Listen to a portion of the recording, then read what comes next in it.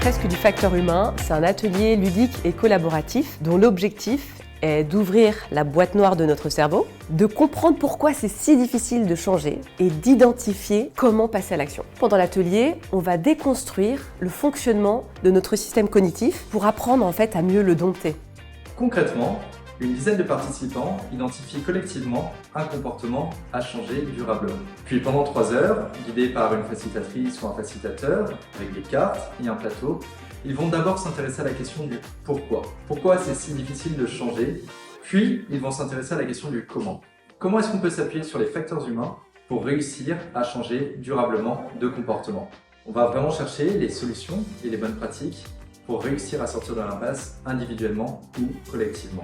Ce qui m'a plu, c'est de pouvoir découvrir comment fonctionne notre cerveau, pouvoir visualiser à quel point on est différents les uns des autres, nos biais cognitifs et comment on utilise nos cerveaux.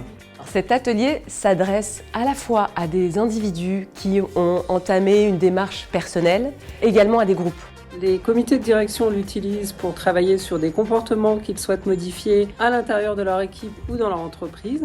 Et nous allons jusqu'à toucher des collégiens et des lycéens grâce à notre fresque junior. La fresque du facteur humain se déploie en Europe, en Asie depuis déjà bien longtemps et en Amérique. Nous avons des équipes dans plusieurs pays qui permettent de proposer cette fresque en français, en anglais, en espagnol et dans d'autres langues, comme notamment le cantonais. C'est bien expliqué, très accompagné dès qu'il y a un doute ou quoi que ce soit, donc ça c'était super agréable.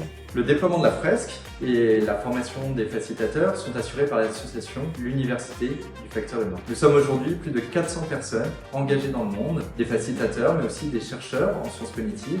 On propose aussi de former à la facilitation de la fresque du facteur humain pour que vous aussi, si vous le souhaitez, vous puissiez demain animer cet atelier.